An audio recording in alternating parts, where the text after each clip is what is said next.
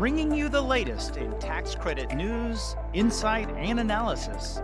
This is Tax Credit Tuesday with your host, Michael Novogradac.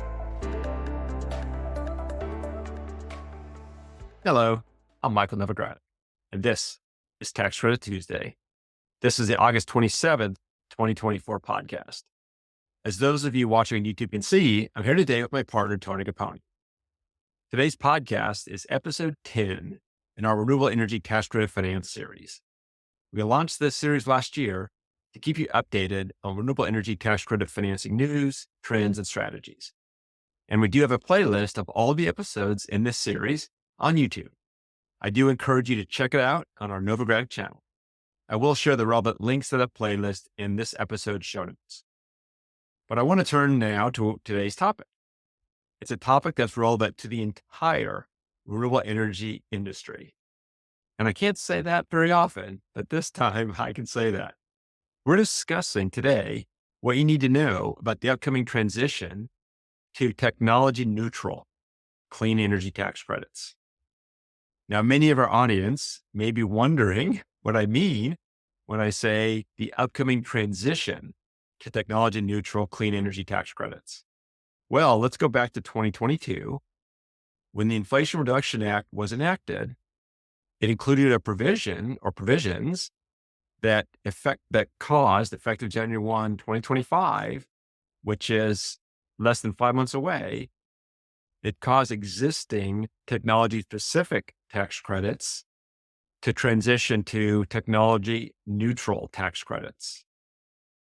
Now, the transition to technology neutral investment tax credits and production tax credits is designed to level the playing field between various energy technologies, such as solar, wind, nuclear, battery storage, hydropower, geothermal, and others. Now, this approach is designed to direct federal tax subsidies to those energy technologies that most efficiently reduce greenhouse gas emissions. So this means that the current Energy Investment Tax Credit, or ITC, and the current Production Tax Credit, PTC, are being replaced by a technology neutral, clean ITC and clean PTC. Now, Tony and I are going to start the podcast with an overview of the technology neutral ITC and PTC and how different types of facilities qualify for each. Now, as a general rule, facilities placed in service in 2025 or later must qualify under the technology neutral ITC and PTC rules. That said, many projects that are currently under development that are going to be placed in service next year, they can retain eligibility under current rules. Tony and I will discuss what steps a developer can take today so their current pipeline can qualify under current tax credit rules, even if they're placed in service next year. With all of that as background, if you're ready, let's get started. So Tony, welcome back to Tax Credit Tuesday for episode 10 of our Renewable Energy Tax Credit Finance series. Thank you, Mike. It's great to be here. We've had a little bit of time off. We were doing these once every other month. I feel like for the summer, we took, a little bit of a break, a little bit of a hiatus here, but I'm excited to be back and resuming the Renewable Energy Finance series. And I'm excited to have you back. Now, you're a frequent guest on the podcast, and you're very well known in other capacities beyond your tax and audit and consulting capacities around the renewable energy industry. Because you don't only serve renewable energy clients, but you're also a frequent speaker at industry events, including Novogradac renewable energy events, and you help lead the Novogradac Renewable Energy Working Group.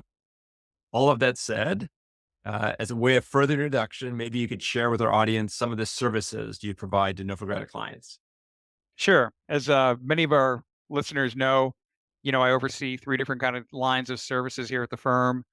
I oversee a group that specializes in transaction and advisory related work. That's usually like financial forecasting and related consulting, cost segs, that sort of stuff.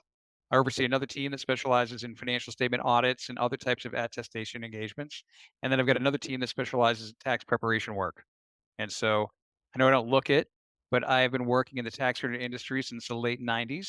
And I've been able to work across all the different major federal tax credit programs, which I just really, really enjoy, um, especially what we do here in the renewable energy space.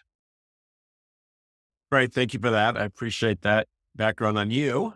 Now I wanted to share a little bit of additional background before we get to my first question. I mentioned in the introduction, back in 2022, as part of the Inflation Reduction Act, Congress embraced the transition from technology specific renewable energy tax credits to technology neutral clean energy tax credits.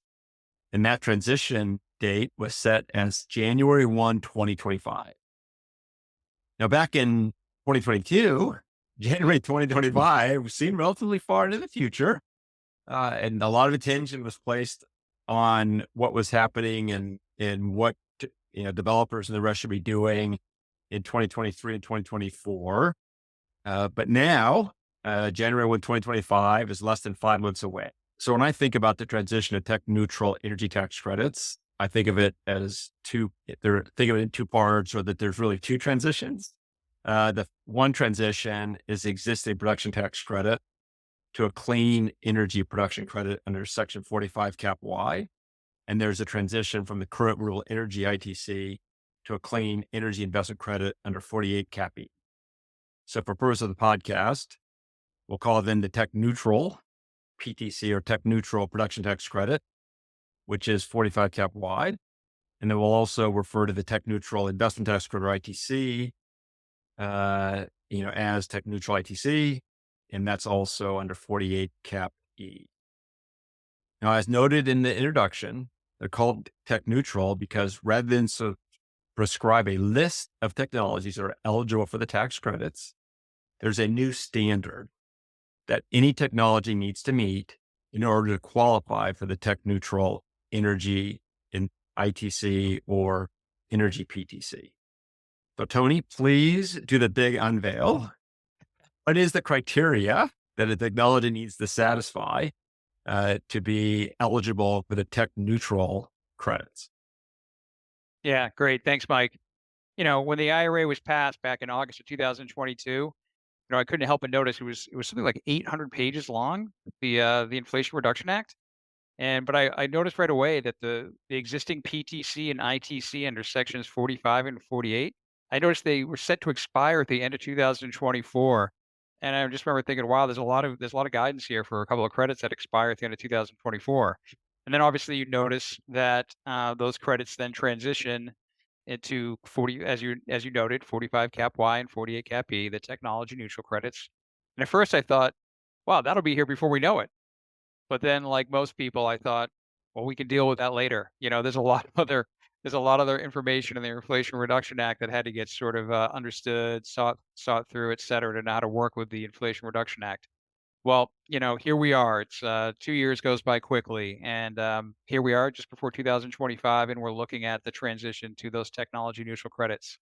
So, look, big picture, if you place a qualified facility in service after 2024, as you mentioned, you're subject to the new clean PTC and clean ITC technology neutral credits under 45 Cap Y and 48 Cap E.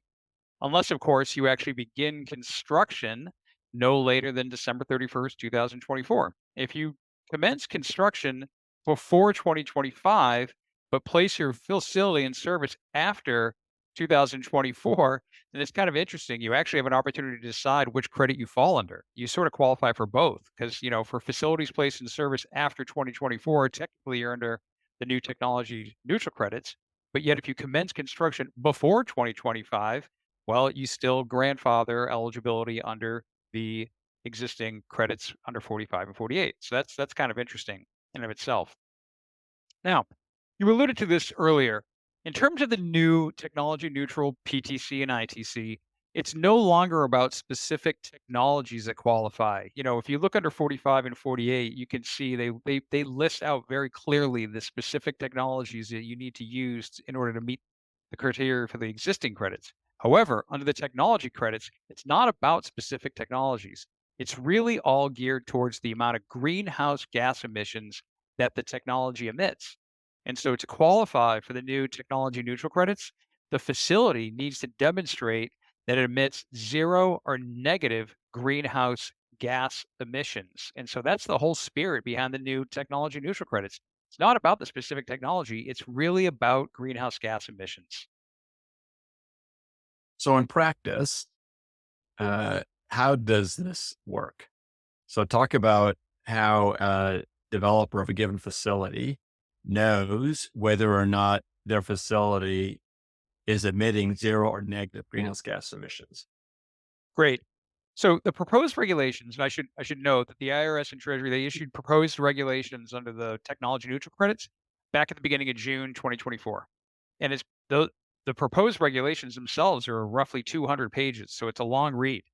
Some key aspects of those proposed regulations include a list of certain technologies that the IRS has predetermined or pre-qualified as zero emissions technologies. And so you touched on a few, but I'll kind of run through the Please more, do. the more sort of complete list of pre-qualified technologies. You've got wind, including small wind, solar, battery energy storage or battery storage, hydropower, marine and hydrokinetic technologies, geothermal, nuclear fission and nuclear fusion, as well as waste recovery property and combined heat and power facilities subject to, and that with when you get to waste recovery property and combined heat and power, they qualify as long as they meet certain other conditions. Okay. But for the aforementioned list, again, the wind, solar, battery storage, hydropower, et cetera, those are just pre-qualified as technologies that are deemed to generate zero or negative greenhouse gas emissions.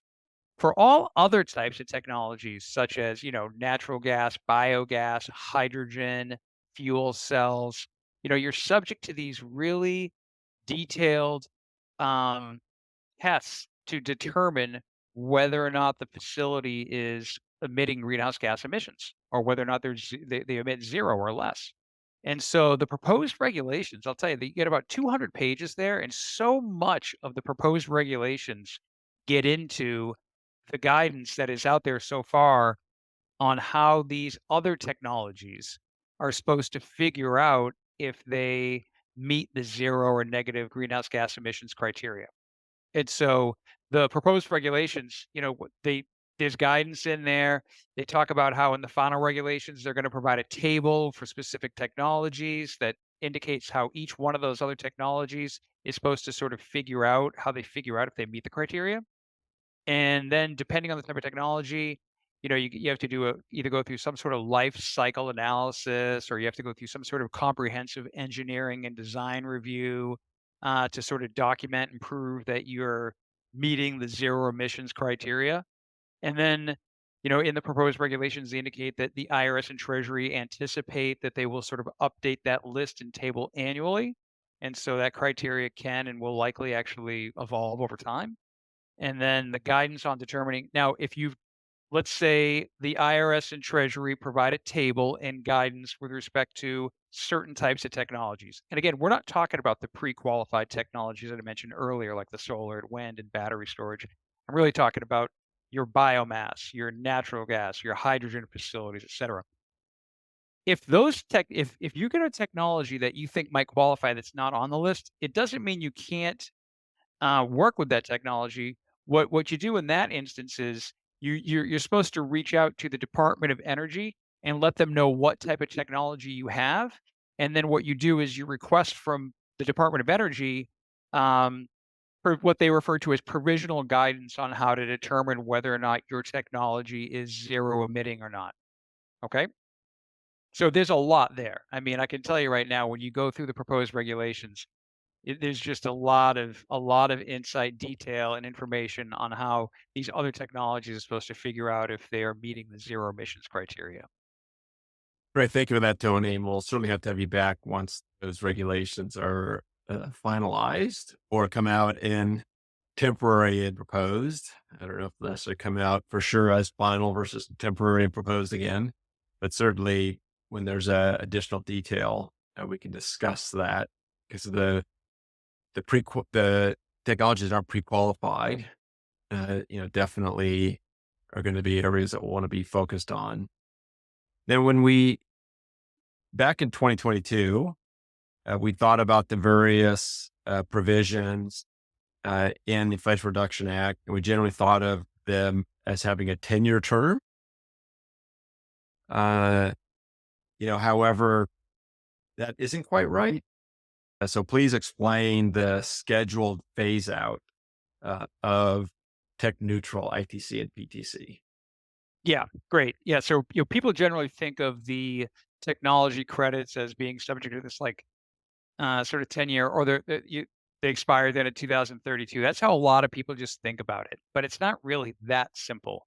And so it's really the later of 2032, and the year in which the Treasury Secretary determines that the annual greenhouse gas emissions from the production of electricity in the United States has reached a level that's less than 25% of what they were back in 2022. Okay. Now, another thing, I meant to mention this in my response to the prior question, Mike, and I just want to touch on one other Please. aspect here. Okay. And that's with respect to how to calculate the credits under 45Y and 45 cap Y and 48 cap E, the new traditional, tech neutral credits. So fortunately, if you're a developer and your facility meets the criteria for tech neutral credits, once you've met that criteria, the way in which you calculate the credits is the same as what it currently is under 45 and 48. So that's a relief. So qualifying is difficult, but once you qualify in terms of calculating the credits, it then becomes a little bit more straightforward. The other thing I just want to point out is there's they expanded the recapture criteria under the tech neutral credit provisions. So for both the PTC and the ITC, you're required to demonstrate throughout the whole duration of the credit period that the facility meets that zero greenhouse gas emissions criteria. And you're supposed to also be able to demonstrate that you had the reasonable expectation that the facility would meet that criteria throughout the whole entire recapture period. And if your facility fails to meet it during the recapture period, well, then obviously you're subject to recapture. Okay. Now, so in terms of, but getting back to your phase out, it's basically the later of 2032, and when the Treasury announces that or the Treasury has determined that the greenhouse gas emissions have reached a level that's 25% or less of what they were in 2022. I presume back when the Inflation Reduction Act was passed, Treasury was expecting that there would be enough installations that would occur within the 10-year period. Yeah, I think that was the hope and the estimation that it would take 10 years. But I think that one of the clear aspects of the Inflation Reduction Act, it just signifies the United States government's biggest commitment by far in history of trying to address climate change goals and initiatives. And so I think they put the later aspect in there to as a message that they really are taking this seriously. This is about reducing greenhouse gas emissions. And so sort of like it's 10 years or as long as it takes until they kind of reduce those greenhouse gas emissions in a very significant manner.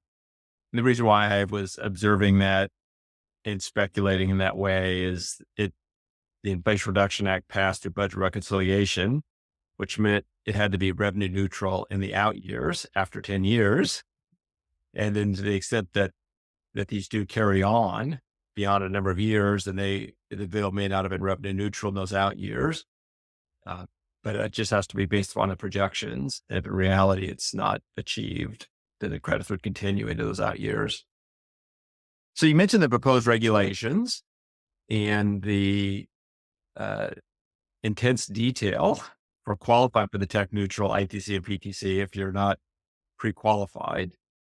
Do you want to share any more about those aspects, or are there other highlights that the proposed regs are worthy of sharing to our listeners and viewers? Yeah, just quickly, I'll just note that with the tech neutral PTC and ITC, obviously you can't stack those with other tax credits, so you can't double dip. You can't use the same costs or criteria to qualify for both the current PTC and ITC or credits under 45Q and U, et cetera. You can't stack credits. It's if you qualify for both, you pick one and claim that one credit. And then the complexity, I've said it before, I'll say it again. It's when it comes to those proposed regulations, I think the huge takeaway is that if I were developing a facility that doesn't fall into that list of pre-qualified technologies, I think I'd be very, very concerned with how to prove and document my greenhouse gas emissions. So we've covered the basics of what's currently known about the transition to tech neutral clean energy tax credits. As I noted, we're less than 5 months away from those rules and the statute becoming effective. I'm sure you're sometimes accused of raising questions to your clients that don't have answers. Because in this sort of scenario, there's always a bundle of unanswered questions. And obviously, our greatest fear is not identifying a question that needs to be identified. But right now, when you talk to clients, talk to other partners at Novogradac, talk to the various law firms that you work with, there are various areas of uncertainty that are more significant than others. So, what are some of the areas of uncertainty right now as we transition to tech neutral clean energy tax credits that you think are the most impactful or those that our audience should be most aware of? A couple things. So first, with respect to the pre-qualified technologies, next year, the if you don't begin construction of even the pre-qualified technologies before 2026, then the rules around domestic content um, become more stringent. And so I think that's another reason why, with respect to tech neutral, a lot of people are thinking, how can I begin construction now to sort of put off having to comply with tech neutral or some other provisions. And so with tech neutral, if you're a developer, you're thinking, even if I'm dealing with a pre-qualified technology, maybe I don't want to be subject to these additional recapture rules. Maybe I don't want to be subject to impending, tax reform, based on potential election results.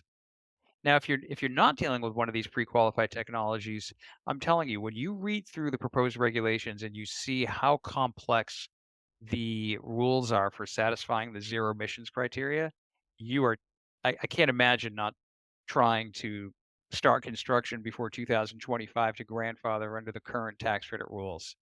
Um, Plus, you know, when you read through the proposed regulations, there's a lot of unanswered questions about meeting the greenhouse gas emissions criteria that taxpayers are hoping get addressed in final regulations. But I I'm not optimistic that we're going to receive final regulations before 2025. And even if we do, when you talk about the proposed regulations are 200 pages long, I got to believe the final regulations are going to be pretty dense as well. And there's just probably not enough time to properly plan to make sure that you're adequately meeting that greenhouse gas emissions criteria. So if you're a developer of a facility that's not part of that pre-qualified list, I gotta believe you're trying to figure out how you can demonstrate that you commence construction before 2025 when those new tech neutral rules take effect. As you point out, even if you're part of the pre-qualified, there's so many reasons to want to go ahead and be part of the safe harbor. So you're dealing with rules that you've dealt with before. Yeah, And yeah, as I was inartfully referencing earlier, you don't know what you don't know, and you don't know what new issues will arise in the context of tech neutral over the course of the next 12 to 24 months. So you might as well you're well served to qualify under the existing rules, yeah, if you can. that's right. Um, all of that said, anything else you want to add? I mean, it seems like over the next few months, most of our clients and future clients are going to be focusing on how to uh, qualify for the safe harbor. We'll talk about that in a moment. Do you have other thoughts on how the transition to tech neutral tax credits is going to unfold in the coming months or years ahead? Yeah, so I think for the pre-qualified technologies, you probably don't see too much of a hiccup there in terms of construction pace. But for the technologies that aren't part of that qualified list, I think you'll see a rush to commence construction this year.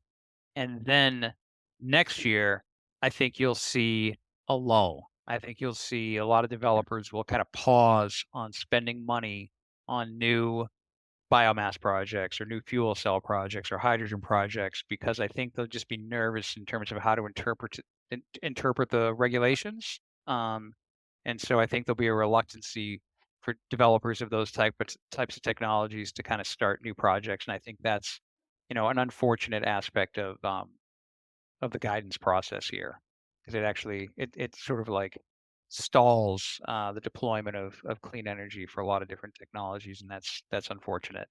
Um, Now, so yeah, one theme that runs across a lot of the podcasts is the tax bill that we're anticipating next year, and it may not happen next year. It may go into 2026, and it relates to the expiring Trump era tax cuts from 2017. And there aren't any sort of notable provisions uh, within the renewable energy space that expire next year that there's a specific need for it to get extended. However, as part of that tax bill, and some estimates are if everything was extended for 10 years, it would cost $5 trillion.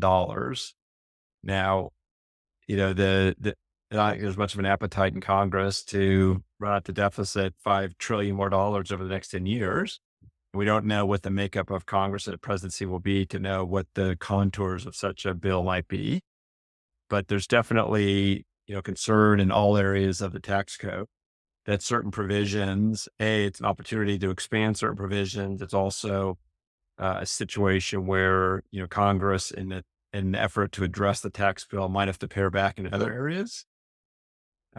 What are you hearing in the renewable energy world with respect to any concerns there? And is that yet again another reason to be trying to qualify for the safe harbor? yes, yes, indeed, yeah. So what are we hearing there? So yeah, there's a lot of concern about obviously the elections, right? So people are wondering, who's going to win the election, how's it going to shape up in the House, the Senate, the White House, et cetera, and what does that sort of mean for tax rule changes?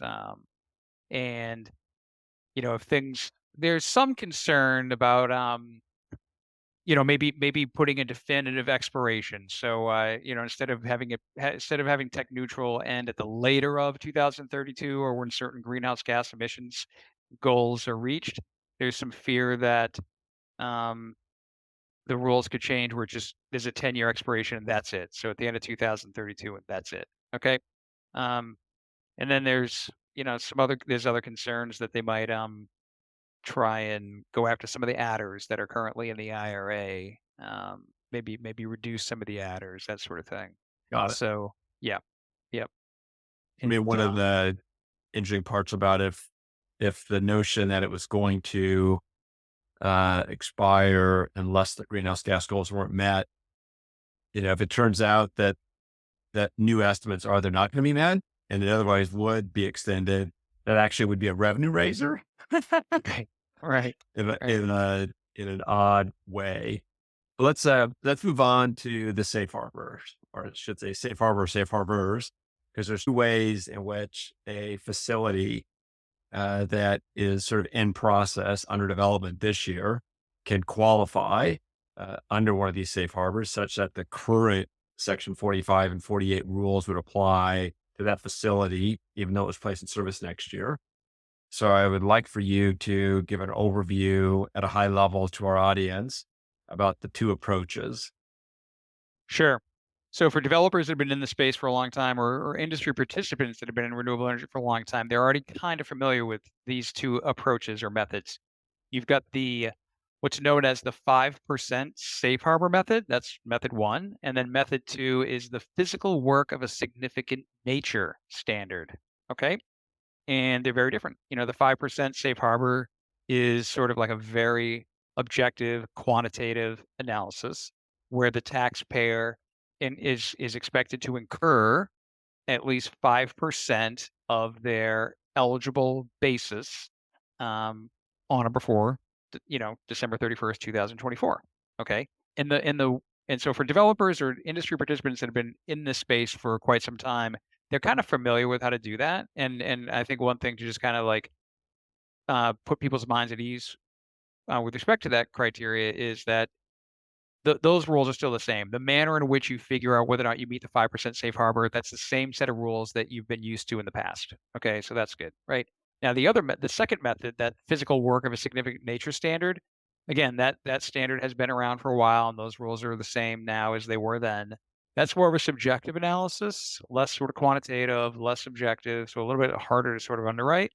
And that's, as it sounds, it's where the taxpayer isn't required to spend a minimum amount of money or do a minimum amount of anything except do this sort of subjective thing that's referred to as physical work of a significant nature. And sort of that's just, that's and it's anybody's sort of opinion as to in terms of how to meet that standard. And Right. so as you can imagine, developers tend to like the physical work of a significant nature standard because it doesn't lock them into spending a minimum amount of money.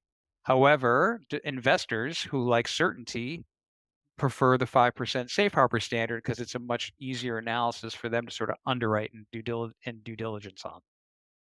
I like the fact that you pointed out those differing desires or preferences of investors versus developers, because at one level, the developer needs to have a high level of confidence that they've met the safe harbor, but at an even greater level, they need to convince their investor that the investor should have a high level of confidence that the standards been met, because obviously it's the investor that's putting up the capital up front Yeah. based upon the expectation of those tax credits. And so just more to that point, so in the marketplace, you do see the physical work standard. However, when you see it, it tends to be on really large scale utility projects, right? Where although generally speaking, that's a fairly subjective analysis, it's easier to do that subjective analysis on a really large utility scale project where you can obviously see that lots of things have been happening. Okay. In terms of like solar, for example, or battery storage, it is not nearly as easy to figure out, at least in my experience, it's not as easy to figure out if physical work of a significant nature has happened. And so as a result, developers of those types of technologies, in my experience, are really better off going down the path of the 5% safe harbor, especially for trying to get investors comfortable. Yeah, I kind of think of it also in terms of when the 5% is a really, really large number, then the physical work can make sense, because even though it may not be 5%, it's a large observable amount. Whereas if the 5% isn't as large a absolute number, then it could be. Yeah. Yeah, exactly. And with some of these large utility scale projects, they have such a longer development construction timeline. It's sort of impractical to say to a developer, "Hey, why don't you go out and spend 5% on a component that you otherwise wouldn't need to order for 2 years from now?" Right. Exactly. So, So please share with our audience some of the ways in which you help clients document or kind of test their compliance with the safe harbor. yeah, so there's some basic rules there on just accrual accounting methods, and helping them understand the differences, help them appreciate some of the subtle differences between cash and accrual methods of accounting and how you sort of work within those rules. And then obviously assisting them with identifying costs that meet the criteria, but also are viewed favorably by the investor community. Okay, so not all eligible basis items are viewed equally by many investors. And so in my experience, I find that investors tend to view more favorably the eligible basis items that represent hard components procured from third parties. Okay. And so I like to think of it as I'm known for saying this to my clients. I like to think of it as sort of like four categories of costs, and I'll rank them from like top tier to the lowest fourth tier. I refer to tier one costs as hard components procured from third parties. Tier two is hard components procured from related parties. Tier three would be soft costs procured from third parties.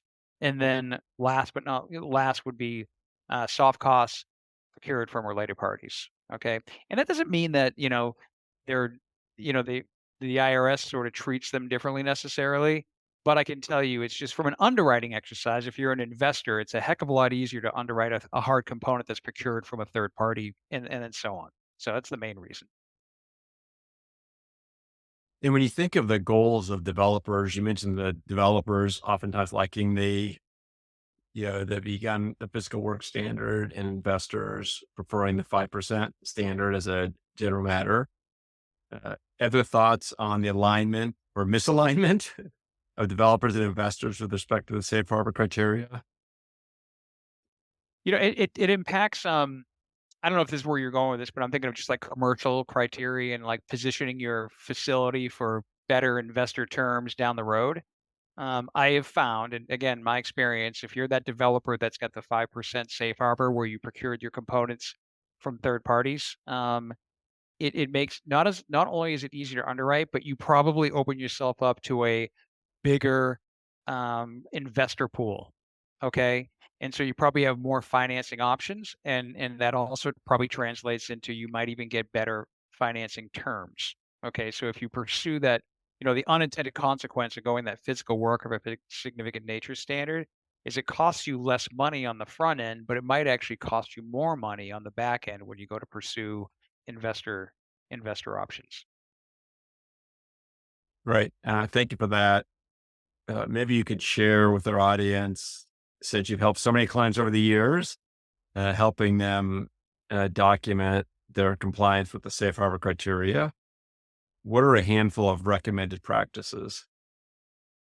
So I feel like this is agreed upon procedure report season. So we've done a few different podcasts where I talk about agreed upon procedure services.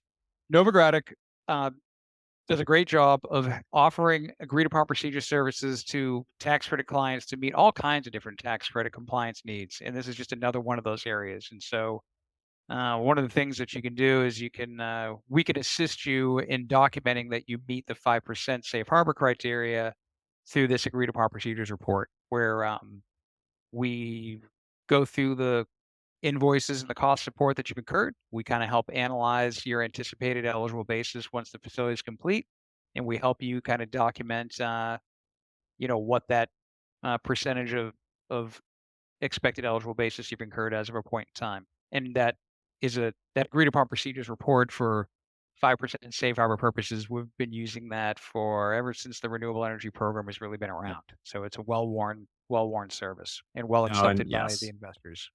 and well respected. And I Yep. would just kind of toss in there on the recommended practice. I always prefer that the AUP be done, have the investor in before the end of the year in which you're meeting the safe harbor, and then sharing the AUP and the other documents with their tax advisors, just to avoid any, potential hiccups in terms of some question or something else that might be atraditional. I mean, it's definitely kind of rare, but it's always possible to have the investor in at that time and the rest. But as a operating approach, that is one that I always like to recommend if it's possible. I call that best. That's definitely a best practice for sure, best in class. But if you don't have that, if you don't fall into that sort of bucket, don't worry about it because Exactly. what I do, and I've developed a lot of different AUPs over the years. I like to develop my AUPs by sharing them with when I template them, if you will. If I sort of like template a deliverable, I like to share them with the investor community, other developers, counsel, etc., to try to get feedback in terms of Yes. what procedures and practices certain investors and their counsel prefer. And then I also like to share them with experienced developers to figure out what's practical, um, and which worked for the developers as well. So we try to exercise some foresight when we work on these types of deliverables. No, and that's what, makes you and Novogradac more generally such a great resource, because the work that you do is a consolidation of all of the above. So it definitely is a tremendous resource. And as we are constantly saying, as we have these various podcasts, it's very important to be working with experienced tax advisors in these areas because, there's a lot that just becomes a matter of expectation that isn't necessarily in any statute or regulation anywhere. So this has been a really great podcast. I do want to give you a chance to share any other advice you have for our audience today, given that we're, less than 5 full months away from our transition to technology neutral clean energy credits. Definitely, if you're working on one of these technologies is not part of that pre-qualified list under the tech neutral credits, definitely reach out to us to see if you need some help or assistance trying to figure out how you can commence construction this year, or even just to kind of interpret what the tech neutral rules mean. Okay, so we'd love to hear from you. And if you think you want to pursue one of these safe harbors, reach out to me. I can connect you with someone from my team that can help get you going. And I'll even add that if you think you don't care about qualifying for the safe harbor, call Tony as well. Yeah. Exactly. I That's think right. after talking to Tony, you might say, something, I probably should just qualify. Yeah. That's right. And oh, by the way, I haven't mentioned our renewable energy conference that we've got coming up in DC Yes. yet. So in November, and I'm really looking forward to this. Okay, so Novogradac does 2 renewable energy conferences a year, one in the spring, another in the fall. We do our fall conference in Washington D.C. It's during a presidential election. It's almost always right around the same time as a presidential election. It is this year again, and so I'll tell you right now, it is sort of when you're in DC right around the time of the election, it is super exciting, and it will be again this year, I'm sure. And so I'm really excited about that. And obviously, a really hot topic at the conference this year will be technology neutral credits. And so we'll be talking about the election results, what that all means to the industry, and how to sort of like plan for the technology neutral credit transition. Great. Thank you, Tony. I appreciate you sharing your insights with us today. It's been a very enlightening discussion and one that I do think will help our audience better prepare for these notable changes coming to the clean energy sector. To our audience, I will share Tony's contact information in today's show notes, so you can contact him directly with any questions you have about tech neutral tax credits or beginning construction AUPs. I also encourage you to reach out to Tony about joining the Renewable Energy Working Group. And as I mentioned earlier, I'll include in the show notes links to the previous episodes in our Renewable Energy Tax Credit Finance series. As I noted, we have a dedicated playlist on our YouTube channel with all 9 of our episodes so far in this series, and this will be the 10th. I encourage you to binge watch on YouTube. I encourage you to share with other members on your renewable energy finance teams. I also note, for programming purposes, we're taking our annual Labor Day weekend break from the podcast next week, and we'll be back with our next episode on September 10th.